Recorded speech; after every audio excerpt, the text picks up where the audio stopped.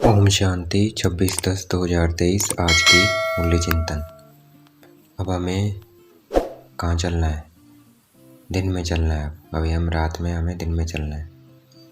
Second में हीरे तुल्य जीवन बनाने का आधार है ये सच्ची गीता। हमें घनेरे सुख किससे मिलते हैं? राजयोग से मिलते हैं। भगवान हमारी रक्षा करते हैं किससे? माया से। आज मनुष्य इतना दुखी इसलिए है क्योंकि भगवान को नहीं जानता है। गीता का पति शिव बाबा है। मुख्य धर्म शास्त्र 4 है। देवी देवता धर्म का शास्त्र गीता है, सच्ची गीता है। आज भारत तोड़े कुल्ले गीता को खंडन करने से बना है। गीता में श्री कृष्ण का नाम डाल दिया तो क्या हो गया? गीता खंडन होगी। इसलिए आज भारत क्या है? कोड़ी तुल्य है। परमात्मा के लिए कहते हैं तुम माता पिता हम बालक तेरे, क्योंकि परमात्मा ने हमें बहुत सुख दिए थे। इसलिए ये गायन है। इस वक्त संगम पर बहुत सुख दिए हैं। इनमें से भगवान निराकारी ज्योति बिंदु है। भगवान परम धामवासी है। भगवान नाम रूप से न्यारा नहीं है, ना ही भगवान सर्वव्यापी है। तो ये दोनों बातें भी नहीं हो सकती है। एक तरफ कहते हैं नाम रूप से न्यारा है भगवान, दूसरी तरफ कहते हैं भगवान सर्वव्यापी है। तो ये बातें भी दोनों उनकी आपस में नहीं मिलती है। तो भगवान है क्या? निराकार ज्योति बिंदु परम धामवासी। इस ज्ञान मार्ग में कृपा आदि की कोई बात नहीं है। पढ़ना है, पढ़कर खुद ही खुद पर आशीर्वाद करना है। भगवान की ताकत हमें मिलेगी, उनको याद करेंगे। चारों शास्त्रों में मुख्य शास्त्र गीता है। हम राजयोग पढ़ने से क्या बनते हैं? राजाओं के राजा बनते हैं। गाते भी हैं मुझ निर्गुण हारे में कोई गुण नहीं, आपे ही तरस पराई। तो हमें पुरुषार्थ करना है 16 कला संपूर्ण बनने का। हम खुद ही गाते हैं। इसका मतलब क्या है? पुरुषार्थ करना होगा बनने के लिए। अच्छा, कोई गुण नहीं है तो गुणवान बनने के लिए। आज का वरदान है, वरदानों की दिव्य पालना द्वारा सहज और श्रेष्ठ जीवन का अनुभव करने वाले सदा खुशनसीब भव। तो आज हमें खुशनसीब का वरदान मिल गया है, लेकिन उसको धारण कैसे करेंगे? जो दिव्य पालना मिली है बाबा से, बाप टीचर सतगुरु के रूप में, उसका अनुभव करना है। उससे अनुभव करके श्रेष्ठ जीवन का अनुभव करना है। तभी हम ये जो वरदान मिला है ये सफल होगा। आज का स्लोगन है, बाप के साथ साथ सर्व आत्माओं के स्नेही बनना ही सच्ची सद्भावना है। तो आज का स्लोगन रहेगा, हम जैसे बाबा परमात्मा के इतने चाहते हैं, उनका इतना स्नेही है, जैसे परमात्मा को प्यार करते हैं वैसे ही हमें सभी आत्माओं को भी प्यार करना है। आज का ये स्लोगन रहेगा। अब मुरली विस्तार से 26/10/2023 प्रातः मुरली मधुबन। ओम शांति। बाप दादा। मीठे बच्चे। हाँ जी मीठे बाबा। अभी घोर अंधियारा है, भयानक रात पूरी हो रही है, तुम्हें दिन में चलना है। ये ब्रह्मा के बेहद के दिन और रात की ही कहानी है। प्रश्न, सेकंड में जीवन मुक्ति प्राप्त करने व हीरे तुल्य जीवन बनाने का आधार क्या है? उत्तर, सच्ची गीता जो श्रीमद् भगवान वाच है। बाप तुम्हें सुमुख जो डायरेक्शन दे रहे हैं ये सच्ची गीता है, जिससे तुम सेकंड में जीवन मुक्ति पद की प्राप्ति होती है। तुम हीरे तुल्य बन जाते हो। दूसरा प्रश्न है, स्वर्ग के घनेरे सुख किस पुरुषार्थ के आधार से मिलते हैं? उत्तर, रोज की पढ़ाई और योग से स्वर्ग के घनेरे सुख मिल जाएंगे, इसलिए पढ़ाई में कभी थकना नहीं है।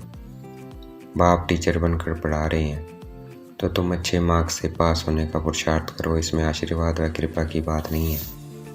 गीत है, रात के राही तक मत जाना। ओम शांति। अभी यह गीत तुम बच्चों ने नहीं बनवाए, यह तो फिल्म वालों ने बैठ बनवाए हैं। अर्थ तो कुछ भी समझते नहीं है। हर एक बात का यथार्थ अर्थ जानने से अनर्थ हो जाता है। हर एक बात का यथार्थ अर्थ न जानने से अनर्थ हो जाता है। गाते हैं, समझते कुछ भी नहीं है। अब तुम बच्चों को श्रीमत मिली है, किसकी? भगवान की। भगवान को ही भक्त नहीं जानते तो उन भक्तों की सद्गति कैसे हो सकती है? भक्तों का रक्षक है भगवान, रक्षा मांगते हैं, जरूर कोई दुख है, हमारी रक्षा करो। बहुत गाते हैं परंतु भगवान कौन है, किससे रक्षा करते हैं, जरा भी नहीं जानते। भक्त अथवा बच्चे अपने बाप को न जानने के कारण कितने दुखी हो पड़े हैं। अभी इनका अर्थ तुम बच्चे समझते हो। अभी है घोर अंधियारा, भयानक रात, आधा कल्प की रात है। कोई भी विद्वान आचार्य पंडित नहीं जानते कि रात किसको कहा जाता है। यूं तो यह जानवर भी जानते हैं। रात सोने की है, दिन जागने का होता है। चिड़ियाँ भी रात को सो जाती है, सुबह होते ही उड़ने लगती है।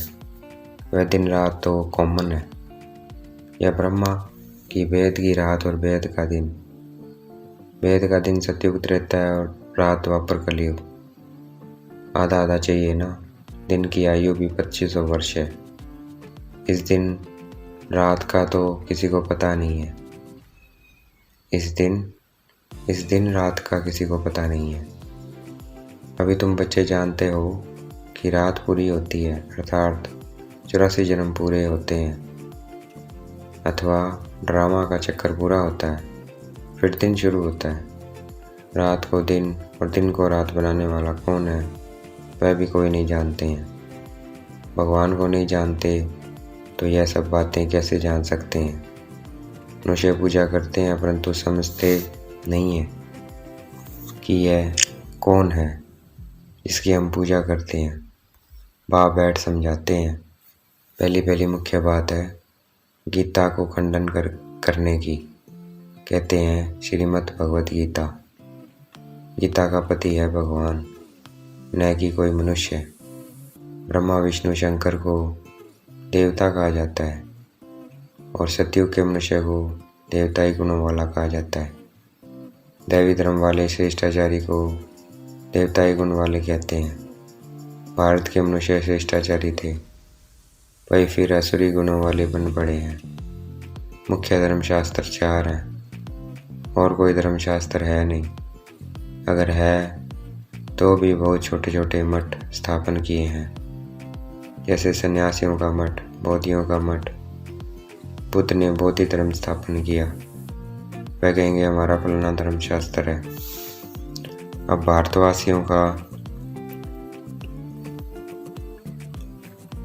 भारतवासियों का धर्मशास्त्र है एक।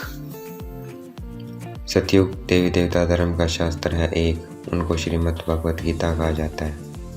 गीता माता है, उनका रचयिता है परमपिता परमात्मा। श्री कृष्ण की आत्मा जब 84 जन्म पूरे करती है तब फिर गीता के भगवान ज्ञान सागर परमपिता परमात्मा से सहज राजयोग और ज्ञान सीख उच्च पद पाती है। ऐसे ऊंचते ऊंच धर्मशास्त्र को खंडन कर दिया है, जिस कारण ही भारत कौड़ी तुल्य बना है।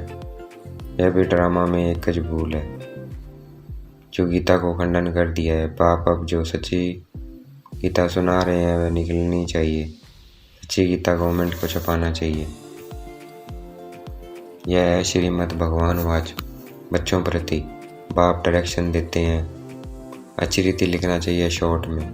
तुम जानते हो सच्ची गीता से सेकंड में जीवन मुक्ति मिल जाती है। बाप का बन बाप से वर्षा लेना है। बीच आड़ और ड्रामा के चक्कर को समझाना है। गाते भी हैं सतयुग आदि सत्य है भी सत्य, होशी भी सत्य। जड़ को जानना भी सहज है, इनका बीज ऊपर में है। यह वैरायटी धर्मों का झाड़ है, इसमें सब आ गए हैं। बाकी छोटी छोटी टालियाँ तो अथाह है। मठ पंथ बहुत हैं। भारत का आदि सनातन देवी देवता धर्म है, वह किसने स्थापन किया? भगवान ने, कोई मनुष्य ने नहीं। श्री कृष्ण तो देवी गुणों वाला मनुष्य था। वह 84 जन्म पूरे कर अब अंतिम जन्म में है। सूर्यवंशी चंद्रवंशी वैश्यवंशी बनते बनते कलाएं कम होती जाती है। सूर्यवंशी राजधानी जो सतयुग में श्रेष्ठाचारी थी सो कलयुग में भ्रष्टाचारी है। काफ़ी श्रेष्ठाचारी बन रही है। तुम्हारी बुद्धि में है कि ऊंचते ऊंच पाठ किसका होगा।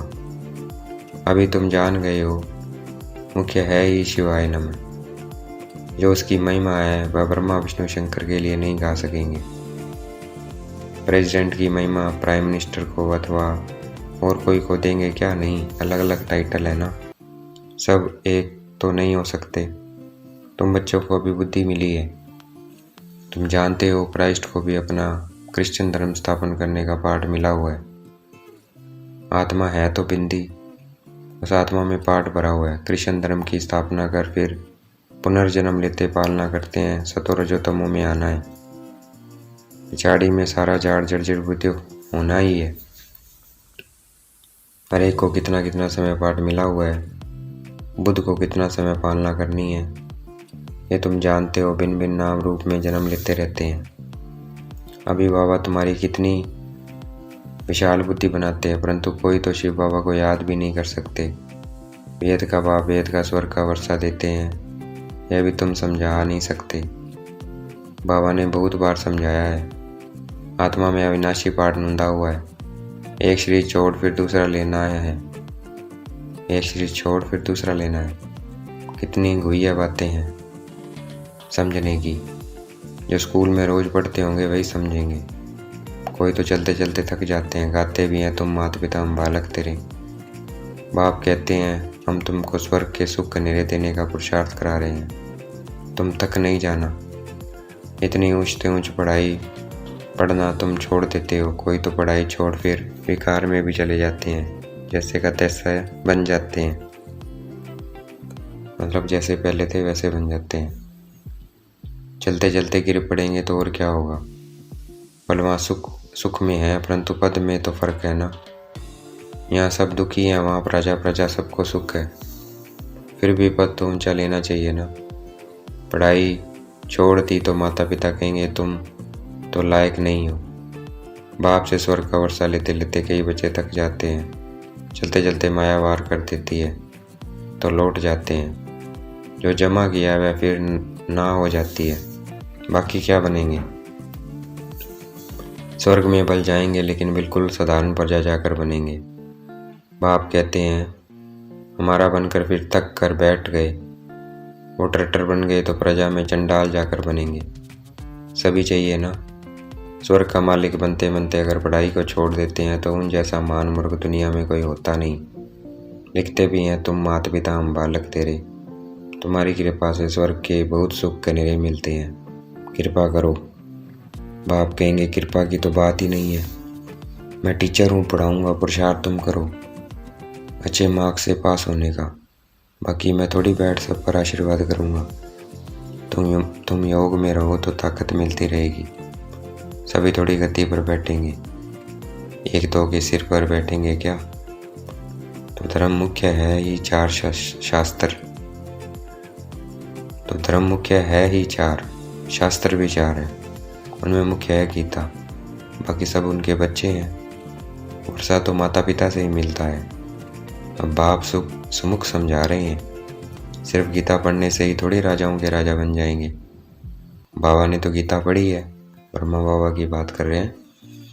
ब्रह्मा बाबा ने तो गीता पढ़ी है, परंतु उनसे होता कुछ भी नहीं है। यह सब है भक्ति मार्ग के शास्त्र।